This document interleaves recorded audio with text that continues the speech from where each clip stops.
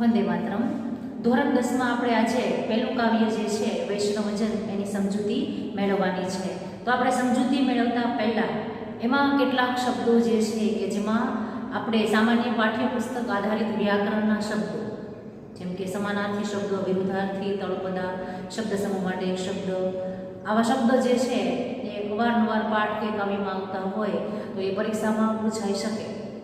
તો એવા આઈએમપી કહી શકાય અને વારંવાર પરીક્ષામાં પૂછાય છે એવા શબ્દો વિશે આપણે કાવ્યની શરૂઆત કરતા પહેલાં આપણે જોઈએ. તો એવા શબ્દ જે છે મેં એ બધા શબ્દ પહેલાં બોર્ડ ઉપર લખેલા છે. તો એની આપણે સામાન્ય સમજૂતી જે છે એ મેળવીએ અને ત્યાર પછી આપણે કાવ્ય જે છે એની મુખ્ય સમજૂતી મેળવીએ.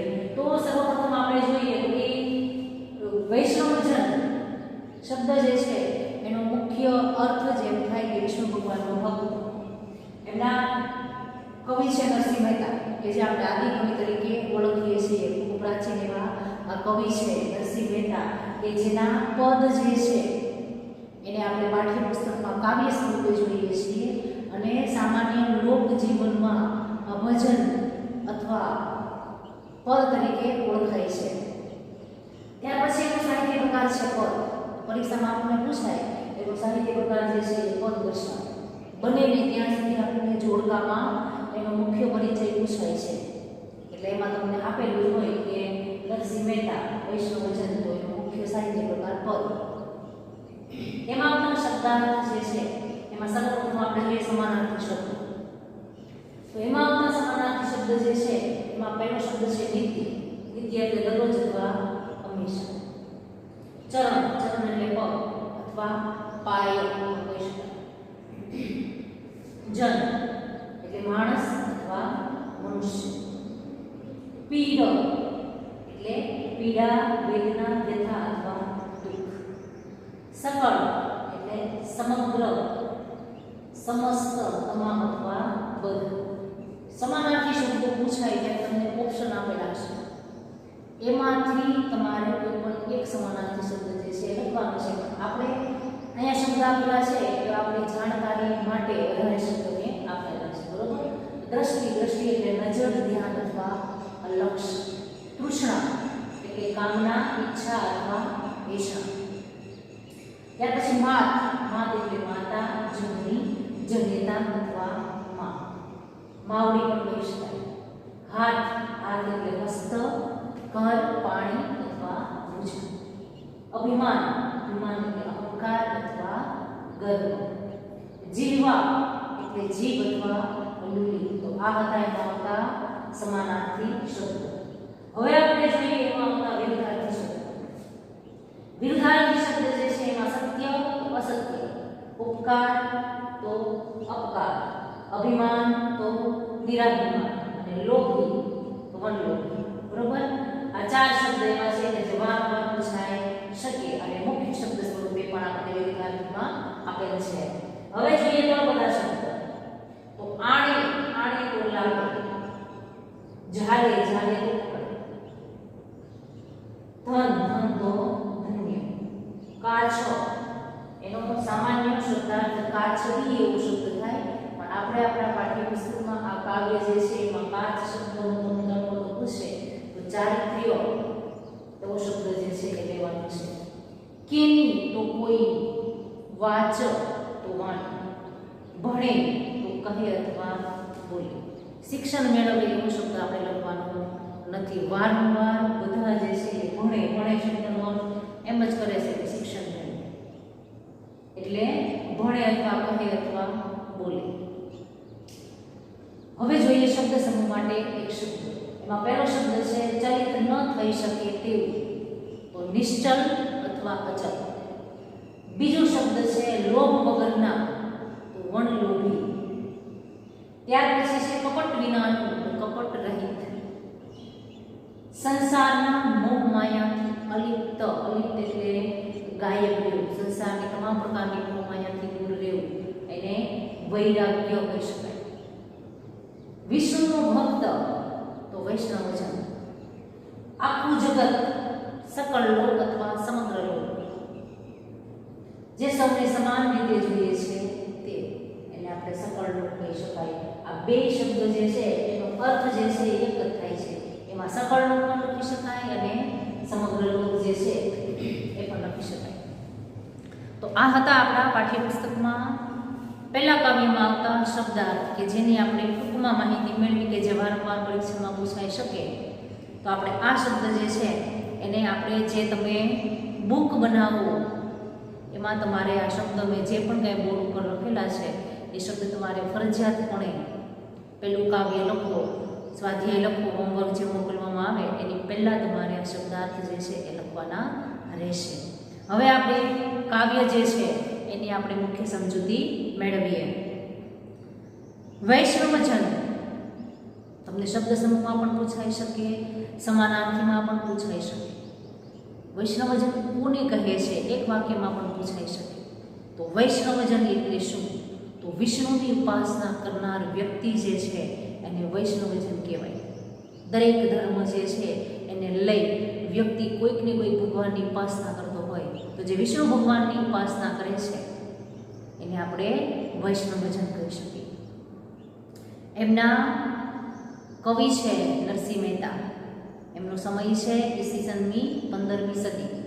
કેમ કે હાલ એની કૃતિને આધારે એવું કહી શકાય કે 15મી સદીમાં નરસિંહ મહેતા થઈ ગયા હશે. કોઈ એની આધારભૂત માહિતી જે છે એમના જીવન વિશે મળતી નથી.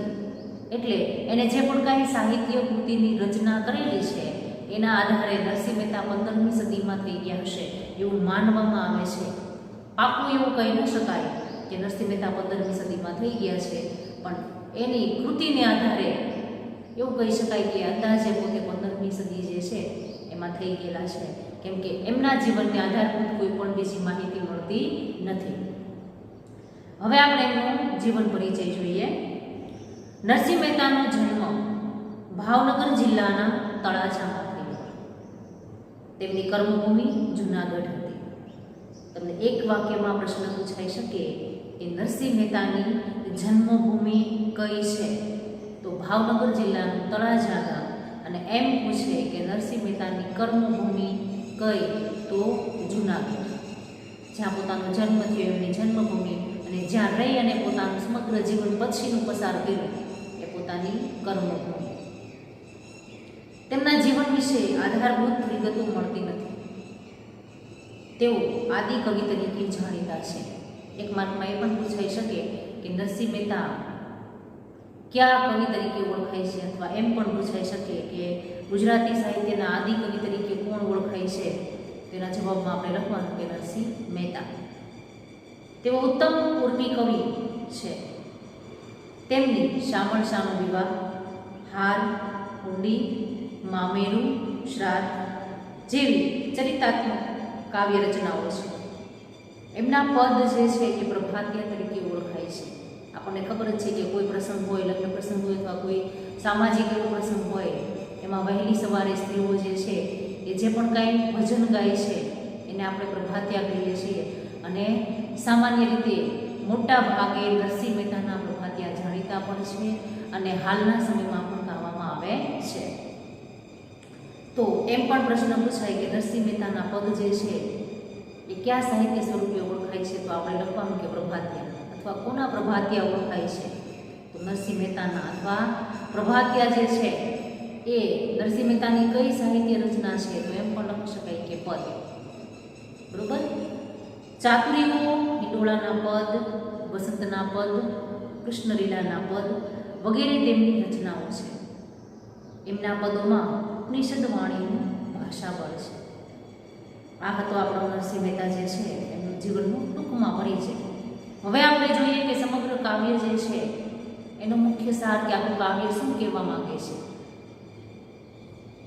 ભક્ત કવિ નરસિંહ મહેતાના અનેક પદો સદીઓથી ગુજરાતની પ્રજાના હૈયે અને મુખે વસેલા છે. વૈષ્ણવ જનપદ ગાંધીજીને અતિ પ્રિય હતું. તે તેમણે ગુજરાત બહાર, ભારત અને વિશ્વમાં પદાપદ જાણીતું થયું છે. તમને એક માર્કમાં પ્રશ્ન પૂછાઈ શકે કે વૈષ્ણવજન પદ જે છે કોને અતિ પ્રિય હતું? તો ગાંધીજીને. અથવા ગાંધીજીને કયું પદ અતિ પ્રિય હતું? તો વૈષ્ણવજન. કે આટલા માટે જ ગાંધીજીને વધારે પ્રિય હતું, એટલા જ માટે સમગ્ર ભારતની પણ સમગ્ર વિશ્વમાં વૈષ્ણવજન પદ જે છે એ જાણીતું થયું છે. આ પદમાં વૈષ્ણવજન એટલે સાદી ભાષામાં જેને ભગવાનનું માણસ અથવા સજ્જન કહીએ છીએ. કાવ્યના આધારે સાચી રીતે શબ્દનો અર્થ એમ થાય કે વૈષ્ણવજન એટલે વિષ્ણુ ભગવાનનો ભક્ત. અને સામાન્ય શબ્દ જે છે કે સમગ્ર કાવ્ય દ્વારા નરસિંહ મહેતા સજ્જન પુરુષના લક્ષણો કોને કહી શકાય, સજ્જન પુરુષ કોને કહી શકાય, તો એને સાચો વૈષ્ણવજન હોય એને ભગવાનનો માણસ અથવા સજ્જન કહે છે. એના લક્ષણો બતાવવામાં આવ્યા છે. જે બીજાનું દુઃખ જાણે, કોઈની પણ ઉપકાર કરે છતાં મનમાં અભિમાન ન રાખે, બધાને માન આપે, કોઈની નિંદા ન કરે, મન વચન અને કર્મથી શુદ્ધ હોય, બધા તરફ સમભાવ રાખનાર હોય, પરસ્ત્રીને માતાની દ્રષ્ટિએ જોઈએ, અસત્ય વચન ન બોલે, બીજાના ધનને હાથ પણ ન અડાડે, મોહમાયા ત્યાગી દીધા હોય અને મનમાં વૈરાગ્ય ધારણ કર્યો હોય, લોભ કપટ કામ ક્રોધ રહિત હોય, તે ખરું સજ્જન છે. એવા માણસના દર્શનથી આપણી 71 પેઢી તરી જાય. તો આ સમગ્ર સાચા વૈષ્ણવજનના, સાચા ભગવાનના ભક્તના અથવા સજ્જન પુરુષોના લક્ષણો કહી શકાય. કોઈ પણ કાર્યની શરૂઆતમાં આપણે જોઈએ કે ઈશ્વરની પ્રાર્થના દ્વારા કોઈ પણ કાર્યનો આરંભ થતો હોય છે. સામાન્ય રીતે આપણી ગુજરાતી ભાષામાં જ્યારે આપણે કોઈ પણ ધોરણમાં ભણતા હોય તો આપણે જોઈએ તો કે પહેલાં હંમેશા ભજનથી જ આપણા પાઠ્યપુસ્તકની શરૂઆત થતી હોય. તો અહીંયા પણ આપણે ધોરણ 10માં પહેલું કાવ્ય વૈષ્ણવજન એટલે કે ભગવાનનો ભક્ત, ભગવાનની ઉપાસના કેવી રીતે કરી શકાય, જીવન જે છે એ કેવી રીતે જીવી શકાય, એ લક્ષણો દ્વારા ખરો સજ્જન માણસ કોને કહી શકાય એના વિશે આપણે માહિતી મેળવવાની છે. તો સામાન્ય સમજૂતી દ્વારા આપણે એ પણ જોઈએ કે ગાંધીજીની જે આશ્રમ ભજનાવલી બુક જે છે એમાં આ વૈષ્ણવજન પદ જે છે એનો સમાવેશ કરવાનો છે. અને હાલ પણ ગાંધી આશ્રમ જે છે કે જ્યાં રહી ગાંધીજીએ પોતાનું જીવન પસાર કરેલ હતું ને હજી પણ સવારે પ્રાર્થના સ્વરૂપે આ પદ જે છે એ ગાવામાં આવે છે. તો આપણે પ્રાર્થના સમજીએ તો પ્રાર્થના અને જીવન કેવી રીતે જીવવું એક પ્રકારની સ્તુતિ કહીએ તો એ ભલે, એવું કાવ્ય જે છે એની આપણે મુખ્ય સમજૂતી મેળવવાની છે. તો આપણે સર્વપ્રથમ આ કાવ્યનો રાગ જે છે એનાથી તો આપણે પરિચિત છીએ કેમ કે અવારનવાર આપણે સાંભળતા હોઈએ. તો કાવ્ય જે છે એની આપણે શરૂઆત કરીએ. વૈષ્ણવજન તો તેની કહીએ જે પીડ પરાઈ જાણે, પર દુખે ઉપકાર કરે તોય મન અભિમાન આણે. એક એક શબ્દ જે છે એની આપણે અક્ષરશઃ માહિતી મેળવવાની છે. બરાબર. વૈષ્ણવજન એટલે કે વિષ્ણુ ભગવાનનો ભક્ત, તેને જ કહેવાય કે જે પીડ એટલે પીડા, પરાઈ એટલે બીજાની, શું કરે છે તો કે જાણે છે.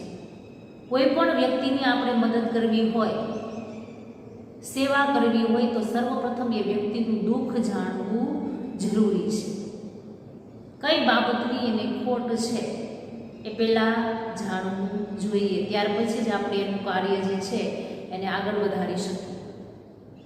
તો પહેલાં જ નરસિંહ મહેતા એમ કહે છે કે સાચો વિષ્ણુ ભગવાનનો ભક્ત અથવા ખરો સજ્જન એને જ કહી શકાય કે જે બીજાના દુઃખને જાણે છે. જાણવું એટલે ઓળખવું, સમજવું. કોઈ વ્યક્તિ જે છે એ પોતે દુઃખી હોય તો સામેવાળી વ્યક્તિનું દુઃખ સમજી શકે. તો કોઈ પણ વ્યક્તિને આપણે મદદરૂપ બનવું છે તો આપણે સર્વપ્રથમ એના દુઃખને જાણવું જોઈએ. પીડ એટલે પીડા, પરાઈ એટલે બીજાની જાણે. સાચો વિષ્ણુ ભગવાનનો ભક્ત એને કહી શકાય કે જે બીજાના દુઃખને જાણે છે. પર દુઃખે, પર એટલે બીજાનું દુઃખ એટલે દુઃખ. ઉપકાર કરવો એટલે પરોપકાર કરવો. પરોપકારમાં અપકારમાં ઉપકારમાં શું ફેર? તો કે ઉપકાર આપણે એને કહી શકાય કે આપણે કોઈ પણ વ્યક્તિને મદદરૂપ થઈએ છીએ તો આપણે એમાં કોઈ પણ જાતનો સ્વાર્થ ન હોય, નિસ્વાર્થ ભાવે એને જરૂરિયાત હતી આપણે એને યોગ્ય સહાય કરી, એને ઉપકાર કહી શકાય. અને અપકાર કોને કહેવાય એનું વિરુદ્ધાર્થી? તો કે કામના બદલામાં આપણે યોગ્ય વળતર મેળવવાની લાલચ રાખતા હોય, અથવા એની સાથે આપણે શરત મૂકતા હોય કે જો અત્યારે હું તને કામ આવું છું, પછીના સમયે તું મને કામ આવશે, એને અપકાર કહેવાય. તો પર દુઃખે બીજાના દુઃખ પર ઉપકાર કરે છે, પરોપકાર કરવું, બીજાને મદદરૂપ થાય છે, તો એ એટલે કે તો પણ મનમાં અભિમાન લાવતું નથી. એમ કે કવિ એમ કહેશે કે હું કરું એ જ છે અજ્ઞાનતા. માણસ તરીકે વ્યક્તિ એમ માનતો હોય કે હું કરું, મેં કર્યું, મારાથી થઈ શકે, એ વ્યક્તિ અજ્ઞાનિક છે એવું કવિ કહે છે. તો હું કરવાની ભાવનાથી જે પર છે એને આપણે નિરાભિમાની કહી શકીએ, કે એને કોઈ પણ જાતનું અભિમાન નથી. તો કોઈ પણ તમે સેવાનું કાર્ય કરો છો તો કવિ એમ કહે છે કે એમાં આપણને અભિમાન ન હોવું જોઈએ. આણે એટલે લાવે તળપદો શબ્દ છે કે બીજાને દુઃખ ઉપર ઉપકાર કરે છે, પરોપકાર કરે છે અને મદદરૂપ બને છે, છતાં પણ મનમાં અભિમાન નથી લાવતું. એને જ ખરો સજ્જન કહી શકાય, એને જ સાચું વૈષ્ણવજન કહી શકાય. તો પહેલી કાવ્ય પંક્તિ જે છે એને આપણે એવી રીતે સમજૂતી મેળવશું કે જે તમને 2 માર્કમાં પૂછાય છે. તો 2 માર્કમાં તમારે ખાલી કાવ્ય જે છે એની કોઈ પણ કાવ્ય પંક્તિ આપેલી હશે એને તમારે સરસ રીતે સમજાવી દેવાની છે. સામાન્ય કાવ્યનો ભાવાર્થ કેવી રીતે કહી શકાય? તો કે સાચું વિષ્ણુ ભગવાનનું ભક્ત તેને જ કહી શકાય કે જે સર્વપ્રથમ બીજાના દુઃખને જાણે છે, બીજાના દુઃખ પર ઉપકાર કરે અથવા પરોપકાર કરે છતાં પણ મનમાં અભિમાન લાવતો નથી. તો આ સજ્જન પુરુષનું પહેલું લક્ષણ થયું કે જેને ખરો સજ્જન કહી શકાય.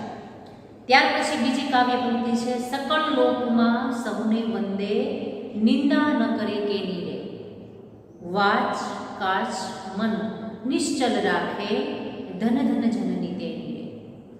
કે સજ્જન પુરુષ ત્યાર પછી કોને કહી શકાય? સકળ લોક એટલે કે સમગ્ર લોકમાં સૌને વંદે, બધાને વંદન કરે છે. એની સામે કોઈ નાનો માણસ હોય તો ભલે, કોઈ મોટો માણસ હોય તો ભલે, પૈસાદાર હોય તો ભલે, ગરીબ હોય તો ભલે, સત્તાવાન હોય તો ભલે અને બિન સત્તાવાન હોય તો ભલે, કોઈ પણ વ્યક્તિ એની સામે હોય બધાને હંમેશા વંદન કરે છે, નમસ્કાર કરે છે, આદર માનથી જોવે છે. કેમ કે માન સન્માન વસ્તુ એવી છે કે માન આપવાથી માન મળે. કોઈ વ્યક્તિને આપણે હંમેશા વારંવાર નમસ્કાર કરતા હોય, વંદન કરતા હોય તો બીજી વખત એ વ્યક્તિ આપણને સામે ચાલીને કરે. એટલે એમ કહે છે કે સમગ્ર લોકમાં બધાને વંદન કરે છે, ક્યારેય કોઈની નિંદા કરતો નથી. ઈર્ષા કરીને દેખાય કરવું, બીજાનું લઈ લેવું, પડાવી લેવું, ટીકા ટિપ્પણી કરવી એ સજ્જન પુરુષમાં ન હોઈ શકે. એટલે એમ કહે છે કે ક્યારેય કોઈની નિંદા કરતા નથી. એવું માને છે કે જેવા વ્યક્તિ જે સ્વભાવથી છે એવા છે. એટલે ક્યારેય કોઈ વ્યક્તિ ખરાબ હોય તોય ભલે અને સારું હોય તોય ભલે, ક્યારેય એ વ્યક્તિની નિંદા કરતો નથી. પણ માણસ તરીકે આપણા સ્વભાવમાં આપણે જોઈએ કે કોઈ પણ સારી વાત હોય તો આપણને ખરાબમાં પહેલાં દેખાય ન હોય છતાં. અને અમુક સમાજ જે છે એમાં માણસો એવા પણ હોઈ શકે કે પાણીમાંથી પૂરા કાઢવાની ટેવ હોય. કહેવત છે ને ગુજરાતીમાં કે પાણીમાં પૂરા ન હોય તો પાણીમાંથી પૂરા કાઢે. એટલે એની નજર જે છે ને એ હંમેશા ખરાબ હોતી હોય એમ. એને ક્યારેય કોઈ દિવસ કંઈ સારું દેખાતું જ નથી. વારંવાર બીજાની નિંદા કરતા કરતો હોય છે. તો કવિ એમ કહે છે કે સમગ્ર લોકમાં બધાને વંદન કરે છે, ક્યારેય કોઈની નિંદા કરતો નથી. વાચ એટલે વાણી, કાચ એટલે સામાન્ય શબ્દાર્થ કાચડી એવો થાય, પણ અહીંયા આપણે ચારિત્ર્ય એવો શબ્દ લેવાનો છે. મન એટલે મન, નિશ્ચલ એટલે પવિત્ર રાખે, અડગ રાખે. કે ખરો સજ્જન પુરુષ એને કહી શકાય કે જેની વાણી, ચારિત્ર્ય અને મન હંમેશા પવિત્ર હોય છે. આવા પુરુષને જન્મ આપનાર એની માતા જે છે એને ધન્ય છે કે જેને આવા શ્રેષ્ઠ પુરુષને, સજ્જન પુરુષને આ ધરતી ઉપર જન્મ આપેલો છે. તો આવા લક્ષણો ધરાવનાર વ્યક્તિની માતાને ધન્ય કહેવામાં આવે છે. તો બીજી કાવ્ય પંક્તિ જે છે એનો આપણે મુખ્ય સારાંશ લઈ શકીએ કે સમગ્ર લોકમાં બધાને વંદન કરે છે, ક્યારેય કોઈની નિંદા કરતો નથી, વાણી, ચારિત્ર્ય અને મન હંમેશા પવિત્ર રાખે છે. આવા સજ્જન પુરુષને જન્મ આપનાર એની માતાને ધન્ય છે. આગળ જોઈએ, સમદ્રષ્ટિને તૃષ્ણા ત્યાગી પરસ્ત્રી જેને માત્રે, જીહવા થકી અસત્ય ન બોલે, પરધન ન ઝાલે હાથ. કે સમદ્રષ્ટિ, સમ એટલે સરખી, દ્રષ્ટિ એટલે નજર, એની સામે આવનાર દરેક વ્યક્તિ હોય એના પ્રત્યે સમાન ભાવથી જુએ છે. એના માટે કોઈ ઊંચ નીચ, નાનું મોટું, પૈસાદાર ગરીબ કોઈ છે નહીં. તો સમદ્રષ્ટિ, બધા પ્રત્યે એની નજર સરખી હોય. તૃષ્ણા ત્યાગી, તૃષ્ણા એટલે પોતાની ઈચ્છા જે છે એનો ત્યાગ કરેલો છે. જો નરસિંહ મહેતા એમ કહે છે પોતે પણ ભગવાનના પરમ ભક્ત હતા, એવું પણ કહી શકાય છે કે એને સાક્ષાત ભગવાને દર્શન પણ આપેલા છે. પણ એની ભક્તિ જે છે ને એ સંસારમાં રહીને કરેલી ભક્તિ છે. સંસારમાં રહી પોતાના પરિવારને સાચવી અને ભગવાનની ભક્તિ કરવાની વાત છે કે બધા પ્રત્યે સમદ્રષ્ટિ, એક સરખી નજર રાખે છે. પોતાની તૃષ્ણા એટલે કે ઈચ્છા જે છે એનો ત્યાગ કરેલો છે. ખરો સજ્જન એને જ કહી શકાય કે માણસનું મન જે છે એ ચંચળ છે. સંસારમાં કોઈ પણ માણસ રહેતો હોય, એક ઈચ્છા તમારી કોઈ પણ પૂરી થાય તો બીજી ઈચ્છા જે છે એ ઉદ્ભવેલ હોય જ. તો પોતાની ઈચ્છા જે છે એનો ત્યાગ કરેલો છે. પરસ્ત્રી જેને માત્રે, પર એટલે બીજાની, સ્ત્રી એટલે સ્ત્રી, પછી એ માં હોય, બહેન હોય, પત્ની હોય, દીકરી હોય, કોઈ પણ હોઈ શકે, એને હંમેશા માતાની નજરથી જોઈએ છે. એના માટે આ પૃથ્વી પર રહેલી તમામ પ્રકારની સ્ત્રીઓ જે છે એ પોતાની માં છે એવું માને છે. જીહવા એટલે જીભ થકી, જીભથી ક્યારેય અસત્ય ન બોલે. સમગ્ર જીવન દરમિયાન ક્યારેય પોતાની જીભથી ખોટું બોલતો નથી, હંમેશા સત્ય વચની હોય છે. પરધન ન ઝાલે હાથરે, પર એટલે બીજાનું, ધન એટલે ધન અથવા પૈસા. નવ શબ્દ જે છે એ નહીં શબ્દ માટે વપરાયેલો છે. નવ એટલે નહીં અથવા ના. ઝાલે એટલે કે પકડે, હાથરે બીજાના ધનને હાથ પણ અડાડતો નથી. પારકું ધન હોય એને પોતે અડતો પણ નથી. જે પોતાના હકનું છે, પરિશ્રમથી મેળવેલું છે, એની ઉપર જ પોતાનો હક છે એવું પોતે માને છે. તો સમદ્રષ્ટિ, બધા પ્રત્યે સરખી નજર ધરાવે છે. પોતાની તમામ પ્રકારની ઈચ્છાઓનો ત્યાગ કરેલો છે. બીજાની સ્ત્રીઓને માતા સ્વરૂપે જોઈએ છે. જીભથી ક્યારેય અસત્ય બોલતો નથી. બીજાના હાથને, ધનને હાથ પણ અડાડતો નથી. આ સજ્જન પુરુષના લક્ષણો છે. મોહ માયા વ્યાપે નહીં તેને, દ્રઢ વૈરાગ્ય જેના મનમાં રહે. રામ નામ શું તાળી રે લાગી, સકળ તીરથ તેના તનમાં રહે. કે મોહ માયા વ્યાપે નહીં, વ્યાપવું એટલે ફેલાવો. મેં કીધું એમ કે સંસારમાં રહી ઈશ્વર ભક્તિ કરવી ખૂબ કઠિન છે. તો સંસારમાં એવી ઘણી બધી વસ્તુ છે કે વ્યક્તિ મોહ માયાથી ઘેરાયેલો હોય, વારંવાર કોઈ પણ ઈચ્છા જે છે એ પૂરી કરવાની લાલચ હોય. તો મોહ માયા વ્યાપે નહીં તેને, સંસારમાં રહેલી મોહ માયા જે છે એને બહુ સ્પર્શતી નથી, એને બહુ અડતી નથી, કેમ કે એ વ્યક્તિ એ ઉપર ધ્યાન આપતું નથી. દ્રઢ વૈરાગ્ય જેના મનમાં રહે. શું કામ મોહ માયા સ્પર્શતી નથી? તો કે એના મનમાં દ્રઢ વૈરાગ્ય છે. સંસારની તમામ પ્રકારની મોહ માયાથી દૂર રહે છે. એટલા માટે વૈરાગ્ય શબ્દનો અર્થ એ થાય કે સંસારની મોહ માયાથી અલિપ્ત રહેવું, દૂર રહેવું.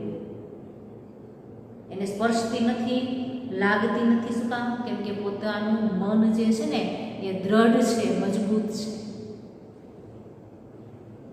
રામ નામ શું તાળી રે લાગવી, રામ નામ રૂપી તાળી લાગવી એટલે ઈશ્વર ભજનમાં એકતાન થઈ જવું, પ્રભુની ભક્તિમાં લાગી જવું. સકળ તીરથ તેના તનમાં રહે. તીરથ એટલે તીર્થ. આપણે જોઈએ કે આપણા વડીલો જે છે એ નવરાશના સમયમાં જ્યારે પોતાને કામ ન હોય ત્યારે પોતે અલગ અલગ તીર્થ સ્થાનોએ, યાત્રા સ્થાનોએ પોતે જાય છે, કે જેને આપણે યાત્રા કરવા ગયા છે, જાત્રા કરવા માટે ગયા છે એવો શબ્દ વાપરીએ. કે અલગ અલગ તીર્થ સ્થાનો જે છે અલગ અલગ જગ્યાએ હોઈ શકે. ચારે દિશામાં 4 ધામની જાત્રા કરવા માટે જાય, 2 ધામની કરે. તો એમ કહે છે કે આટલા આટલા લક્ષણો જે પુરુષની અંદર હોય એને સમગ્ર તીર્થ પોતાના તનમાં એટલે શરીરમાં જમેલા છે. સાચું તીર્થ કોને કહી શકાય? તો કે આ શરીર દ્વારા વ્યક્તિ જે છે એ યોગ્ય ધર્મ સ્થાનોએ જઈ ઈશ્વરની ભક્તિ કરે, પૂજા કરે, અર્ચના કરે, પ્રાર્થના કરે. તો જો જય શીખા નથી, એનામાં તમામ પ્રકારના લક્ષણ હોય તો સમગ્ર તીર્થ એના તનમાં એટલે શરીરમાં જમેલા છે, એને ક્યાંય યાત્રા કરવા જવાની જરૂર છે નહીં. મનથી કોઈ વ્યક્તિને દુઃખ ન પહોંચાડે એટલે આપણી જાત્રા, આપણા જીવનની જાત્રા જે છે એ સફળ. તો કવિ એમ કહે છે કે મોહ માયા જે છે એની વ્યાપતા નથી. શું કામ? કેમ કે એના મનમાં દ્રઢ વૈરાગ્ય રહેલું છે. ભગવાનનું ભજન કરવામાં પોતાનું સમગ્ર જીવન વ્યતીત કરે છે ત્યારે સમગ્ર તીર્થ જે છે એના શરીરમાં રહેલા છે. વણલોભીની કપટ રહિત છે. વણલોભી એટલે કે લોભ વગર, એને કોઈ પણ જાતની એવી મોહ માયા નથી, કોઈ એવું વસ્તુ પ્રાપ્ત કરી લેવું નથી. લોભ વગરનો છે, કપટ રહિત છે, એનામાં કોઈ પણ બીજાનું પડાવી લેવું, બીજાનું બચાવી પાડવું, હેરાન પરેશાન કરવું, એવી કોઈ પણ જાતની કપટ જે છે એનામાં રહેલી નથી. કપટ વિનાનો છે. રહિત એટલે વગરનો. કામ ક્રોધ નિવાર્યા, કે જેણે સર્વપ્રથમ તો આપણે કોઈ પણ સિદ્ધિ મેળવવી છે તો આપણી અંદર રહેલો ક્રોધ જે છે ને એની ઉપર કાબુ મેળવતા શીખવું જોઈએ. કે કોઈ પણ વ્યક્તિ જે છે પોતાનો ગુસ્સો જે છે એ જો પોતે ગુસ્સા ઉપર કાબુ રાખી શકે તો અવશ્ય એ વ્યક્તિ જે છે કોઈ પણ કાર્ય સિદ્ધ કરી શકે. તો ઈશ્વર ભજન કરવું છે એમાં તો એકદમ શાંત વૃત્તિ જોઈએ. તો એના માટે એમ કહે છે કે કામ ક્રોધ એટલે કે પોતાની ઈચ્છા છે, કામના છે, અને ક્રોધ જે છે એને નિવારી દીધા છે, એને કે પૂર્ણ કરી દીધેલા છે, એની પર કાબુ મેળવેલો છે ક્રોધ ઉપર. ભણે નરસૈયો તેનું દર્શન કરતા કુળે કોતેર તાર્યા. ભણે એટલે કહે. હજી પણ કહું છું કે તમને તળપદા શબ્દમાં પૂછે કે ભણે એટલે કહે અથવા બોલે. નરસિંહ મહેતા એવું કહે છે કે આવા સજ્જન પુરુષના દર્શન માત્ર કરવાથી આપણી 71 પેઢી જે છે એ તરી જાય. શાસ્ત્ર અનુસાર આપણી 71 પેઢી જે છે એ ક્યારે તરે? તો કે આપણે યજ્ઞ હોમ હવન કરીએ છીએ, એ કાર્ય કોઈ પણ પિતૃ માટે કરેલું હોય અથવા એમ જ ઘરની શાંતિ માટે કરેલું હોય તો એ પુણ્ય જે છે એ આપણી પહેલાંની જે મૃત્યુ પામેલી છે એ પેઢી જે છે એ 71 પેઢી સુધી એનું પુણ્ય જે છે એ મળી શકે, એને મોક્ષ પ્રાપ્ત થઈ શકે. તો આ 71 પેઢી જે છે એને બાદ કરતા એમ કહે છે કે પોતે જે છે એ જો આવા સાચા વૈષ્ણવજનના દર્શન કરી લે તો એને આવા યજ્ઞ હોમ હવન કરવાની જરૂર છે નહીં. એની 71 પેઢી જે છે એ એમનેમ તરી છે. તો સાચો ખરો સજ્જન કોને કહી શકાય? સજ્જન પુરુષના લક્ષણો, વૈષ્ણવજનના લક્ષણો એમાં આપણે આ લખી શકીએ. તો લોભ વગરનો છે, કપટ વગરનો છે, જેને પોતાની કામના અને ક્રોધ પર કાબુ મેળવેલો છે. તો નરસિંહ મહેતા એવું કહે છે કે આવા સજ્જન પુરુષના દર્શન માત્રથી આપણી 71 પેઢી જે છે એ તરી જાય છે. તો સમગ્ર કાવ્ય જે છે એમાં સજ્જન પુરુષના લક્ષણો અથવા સાચા વિષ્ણુ ભગવાનના ભક્તના લક્ષણો જે છે એની મુખ્ય માહિતી જે છે એ આપણે મેળવીએ. તો સમગ્ર કાવ્ય જે છે એને આપણે 2 માર્કમાં પૂછાઈ શકે. તો બે માર્કમાં આપણે કાવ્ય જે છે એ પૂછાયેલું હોય, જો સમજૂતી વધારે માર્કમાં પૂછાયેલી હોય 3 માર્કમાં તો આપણે એની સમજૂતી આપવાની રહેશે. 2 માર્કમાં જો પૂછાય તો કોઈ પણ એક કાવ્ય પંક્તિ હોય એનો મુખ્ય અર્થ લખવાનો રહેશે. તો ફરી પાછું આપણે એકવાર એનું ભાષાંતર જોઈએ કે આપણે એની સજ્જન પુરુષના લક્ષણો કોને કહી શકાય? તો કે વિષ્ણુ ભગવાનનો અંત એને કહી શકાય કે જે સર્વપ્રથમ બીજાની પીડાને જાણે છે, બીજાના દુઃખ ઉપર પરોપકાર કરે છતાં પણ મનમાં અભિમાન લાવતો નથી, સમગ્ર લોકમાં બધાને વંદન કરે છે, ક્યારેય કોઈની નિંદા કરતો નથી, વાણી, ચારિત્ર્ય અને મનને હંમેશા પવિત્ર રાખે છે. આવા સજ્જન પુરુષને જન્મ આપનારેની માતાને ધન્ય છે. બધા પ્રત્યે સરખી નજર રાખે છે, પોતાની ઈચ્છાઓનો ત્યાગ કરેલો છે, બીજાની સ્ત્રીઓને હંમેશા માતાની નજરથી જુએ છે, જીભથી ક્યારેય અસત્ય બોલતો નથી, બીજાના ધનને હાથ પણ અડાડતો નથી, મોહ માયા પોતાને સ્પર્શતી નથી, કેમ કે એના મનમાં દ્રઢ વૈરાગ્ય છે. ભગવાનનું ભજન કરવામાં પોતે એક તાન બની જાય છે, ત્યારે સમગ્ર તીર્થ સ્થાનો એના શરીરમાં રહેલા છે. લોભ વગરનો છે, કપટ વિનાનો છે, જેણે પોતે પોતાની કામના ઉપર પોતાને ક્રોધ જે છે એને પૂર્ણ કરેલા છે, એની ઉપર કાબુ મેળવેલો છે. નરસિંહ મહેતા કહે છે કે આવા સજ્જન પુરુષના દર્શનથી આપણી 71 પેઢી જે છે એ તરી જાય. તો આ આપણું કાવ્ય જે છે એને આપણે અહીંયા પૂરું કરીએ છીએ. તો નરસિંહ મહેતાના શ્રેષ્ઠ પદ જે છે એમાંથી આ કાવ્ય જે છે વૈષ્ણવજન લેવામાં આવેલું છે. તો અહીંયા આપણું આ કાવ્ય જે છે એ પૂરું થાય છે.